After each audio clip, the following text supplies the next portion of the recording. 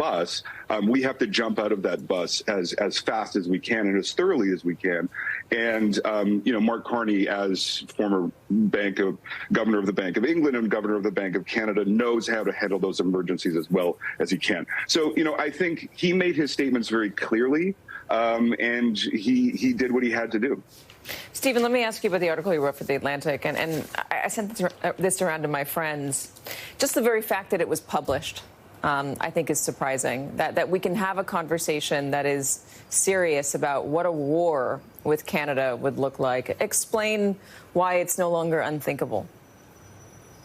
Well, because Donald Trump makes us think it, right? I mean, he talks about annexing us on a regular basis. I mean, somewhere around 2% of the American population actually want to do this. But, at this point in its history, the American people can obviously be convinced of anything, right? And already you see numbers of Republicans who consider Canada an enemy to be growing are.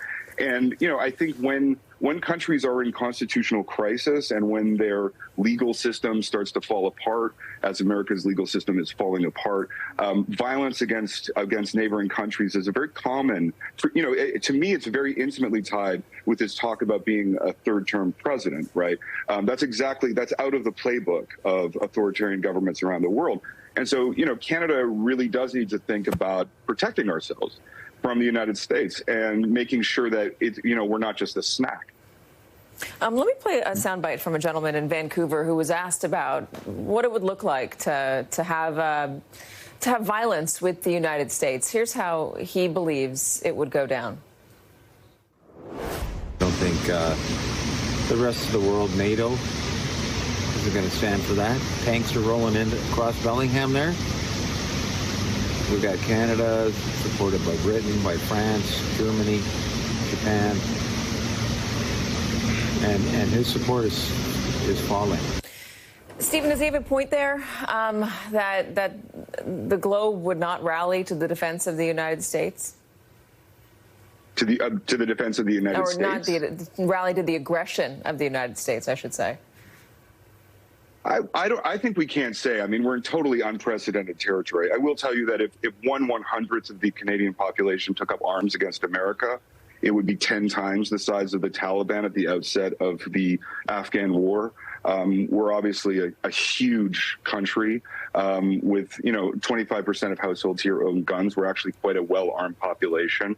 And we're obviously much more educated and much more advanced than other countries that the United States has gone to war with. So I think whether we would be defended by other nations is perhaps a separate matter. Whether what the nature of that conflict would look like, I think would, ultimately the conclusion that the peace comes to is that Canada would be destroyed and so would America. The two countries are so intimately bound up in their histories and in their, we all have friends across the border and we all have this deep, long historical relationship. It would certainly be a brutal and probably the most brutal war in the history of the United States. A lot of folks are dual citizens. Parents are Canadian and American. Stephen, I got my Trump voting cousin in Seattle. I mean, we all have, like this is a family relationship. So when America stabs us in the back, it's like your brother stabbing you. Gosh. All right, Stephen, I'm gonna leave it there on that happy note. Again, just once unthinkable question. Now it's out there. Stephen, thank you for joining us. John Nichols, Kelly O'Donnell, Christine Romans, appreciate it. And we're following some breaking news that just came down. The Supreme Court will allow the